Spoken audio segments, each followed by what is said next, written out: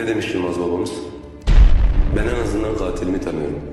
Fakat sen bir gün sevilmediğin bir yürekte kim vur diye gideceksin.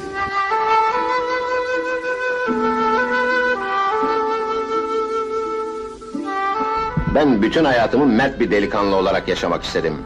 İstanbul'u bırakıp gitmemin sebeplerinden biri de buydu. Ben pezevenk olmak isteseydim şimdi İstanbul'da milyonerdim, anlıyor musun? Ramazan'ı bulun, Ramazan'a 5000 lira verin. Bu karıyı boşasın, bir daha da eve gitmesin. Kızı evden alıp yatılı okula verin.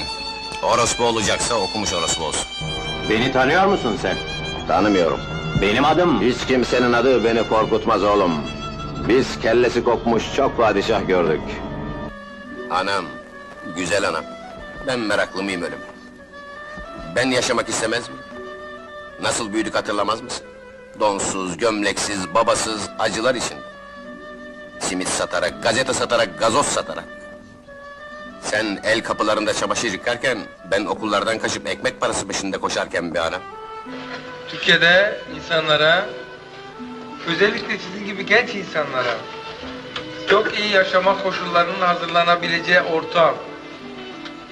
Eğer ortam hazırlanmazsa siz orada ne olursunuz biliyor musunuz? Bu dinamizmle gangster olursunuz. Kabadayılık hastalığına tutulur, hapishanelere düşersiniz. 20 sene, 30 sene, kiminiz ölür, kiminiz kurşunlara dizilir. Kiminiz bir kadına hasta olur, orada bilmem genel evin önünde, barın önünde vurulur.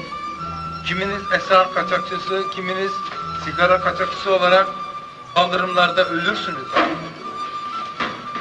Yok, bir tek kurtuluş var, devrim. Dost ve düşman herkes bilsin ki kazanacağız. Mutlaka kazanacağız.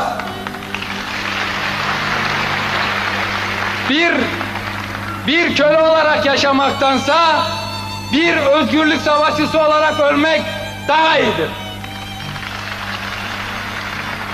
Yaşasın bağımsız, birleşik, demokratik Kürdistan.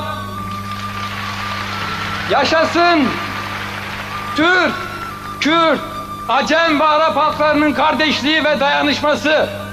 Şunu açıkça söyleyeyim mi? Çoğu beni cezaevinden film çeken yönetmen gibi tanımlarla adlandırdı. Bu doğru değil. Ben sadece cezaevinden bir filmin yaratılmasının koşullarını yarattım diyebilirim. Buna uygun insanlar buldum diyebilirim. Filmlerin bütün başarısı bizzat o işte çalışan arkadaşların başarısıdır. Benim buradaki payım gerek o arkadaşlarca gerek izleyiciler ya da bu işi yakinen bilenler tarafından zaten ortaya konulacaktır. Bana sorulabilir, Türkiye'de cezaevi koşulları bu kadar zorken sen bu işleri nasıl yaptın, bu insanlarla nasıl ilişki kurdun denilebilir. Tevazuya gerek yok, ben Yılmaz Güney'im.